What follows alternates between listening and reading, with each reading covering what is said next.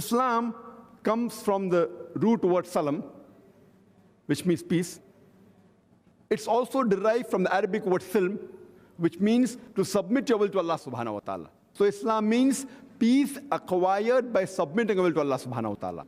And any person who acquires peace by submitting his will to Allah subhanahu wa ta'ala, he is called as a Muslim. While educating our children, we should see to it that we should not get so much impressed by the Western society. We should only take the correct values from the society.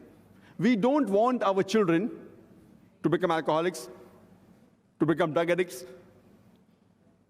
to become adulterers, to become rapists. We want them to be good Muslims who submit their will to Allah subhanahu wa ta'ala. And our beloved Prophet Muhammad sallallahu alaihi wasallam said that every child, he is born in Dinul Fitr. Dinul Fitr means the innate religion.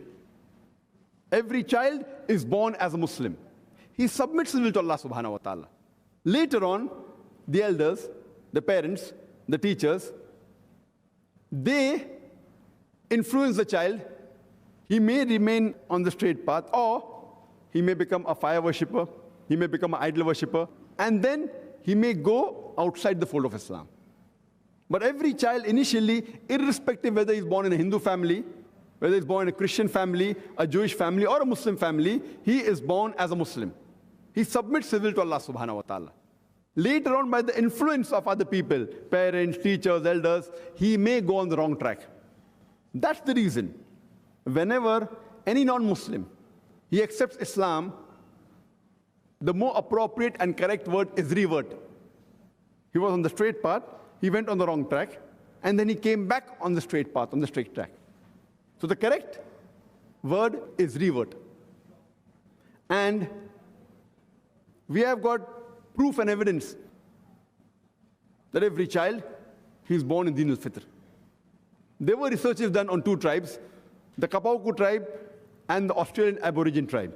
These two tribes did not come in contact with modern civilization till as late as 1950.